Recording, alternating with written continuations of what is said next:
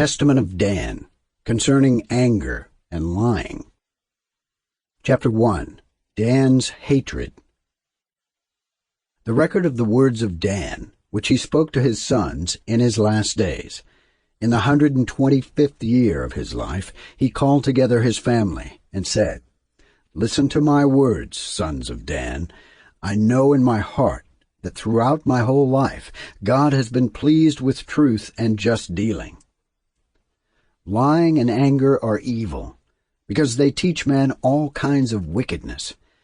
My children, I confess that in my heart I rejoiced concerning the death of Joseph, a true and good man.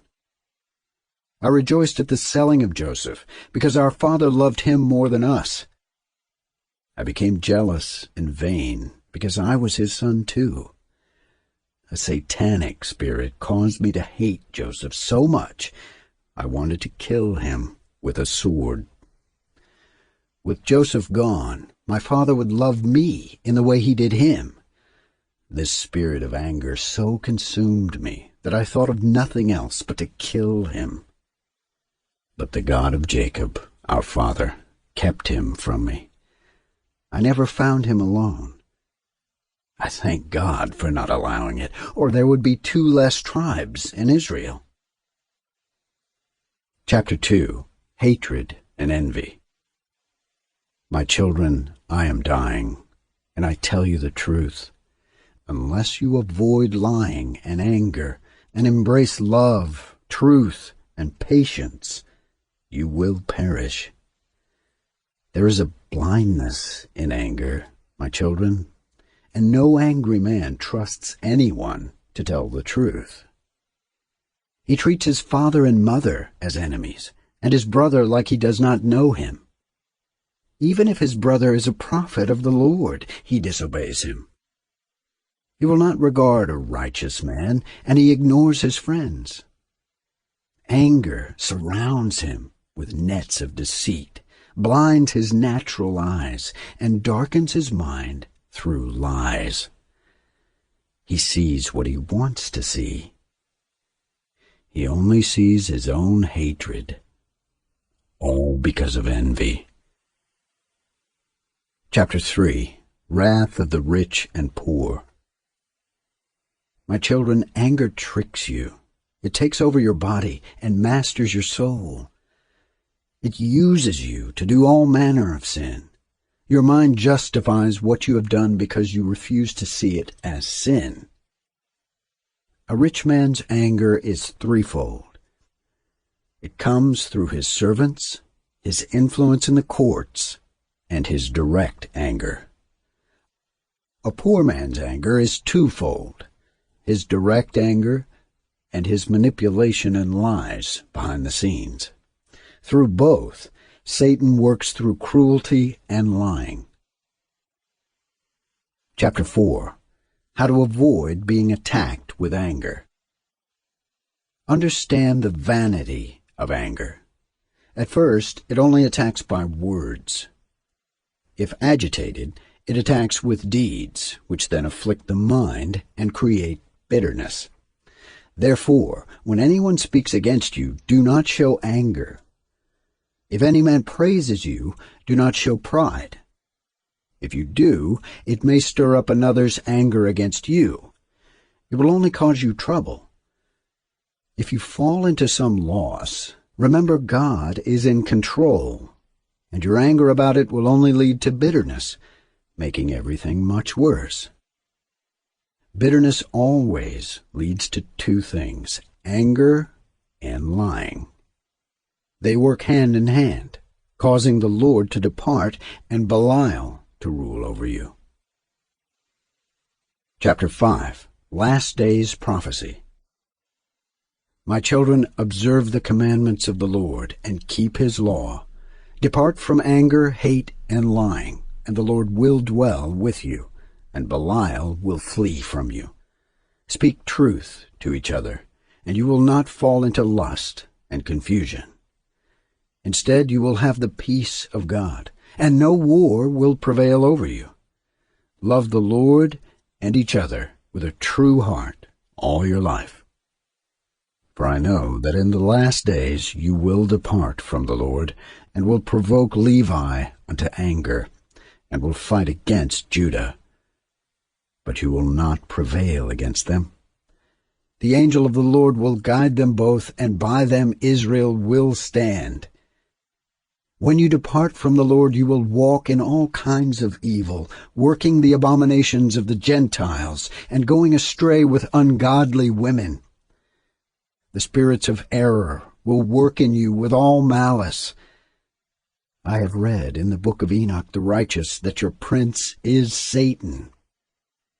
All the spirits of fornication and pride will be subject unto Levi, but they will lay a snare for the sons of Levi, to cause them to sin before the Lord. My sons will draw near unto Levi, and sin with them in all things. The sons of Judah will be covetous, plundering other men's goods like lions. Therefore you will be led away with them into captivity, and there you will receive all the plagues of Egypt and all the malice of the Gentiles. When you return to the Lord, you will obtain mercy, and he will bring you into his sanctuary, calling peace upon you. There will rise unto you from the tribes of Judah and of Levi the salvation of the Lord. He will make war against Belial, and he will give the vengeance of victory to our coasts. He will take the captivity from Belial, even the souls of the saints, and will turn disobedient hearts unto the Lord. He will give everlasting peace to those who call upon him. The saints will rest in Eden, and the righteous will rejoice in the new Jerusalem, which will be to the glory of God forever and ever. No longer will Jerusalem endure desolation, nor Israel be led captive. The Lord will be in the midst of her, dwelling among men, even the Holy One of Israel, reigning over them in humility and in poverty. He who believes on him will reign in truth in the heavens. Chapter 6. The Savior. My children, fear the Lord, and guard against Satan and his spirits. Draw close to God, and to the angel that intercedes for you, for he is a mediator between God and man. Footnote LL, 1 Timothy 2:5. For the peace of Israel. He will stand up against the kingdom of the enemy. Therefore the enemy is eager to destroy all that call upon the Lord, for he knows that in the day Israel believes, the kingdom of the enemy will be destroyed. The very angel of peace will strengthen Israel, so that it will not fall into extreme evil. It will be in the time of the iniquity of Israel that the Lord will depart from them, and will go after those who do his will, for unto none of his angels will it be as unto him. His name in every place of Israel and among the Gentiles will be Savior. Footnote M, Yeshua. Therefore keep from every evil work, anger, and all lying. Love truth and patience. Teach your children everything I told you, so that the Father of the Gentiles may receive you. He is true and patient, meek and lowly, and teaches by his works the law of God. Depart from unrighteousness, and hold on to the righteousness of the law of the Lord. Bury me near my fathers. Chapter 7. Dan's Death. When he had said these things, he kissed them and slept the long sleep. His sons buried him in Egypt, and later they carried up his bones to the side of Abraham, Isaac, and Jacob. Nevertheless, as Dan had prophesied to them that they should forget the law of their God, and should be alienated from the land of their inheritance, and from the race of Israel, and from their kindred, so also it came to pass. Commentary. Dan 5 states that there will be a rebellion against Levi and Judah. Enoch wrote that Satan becomes the prince over the rebels.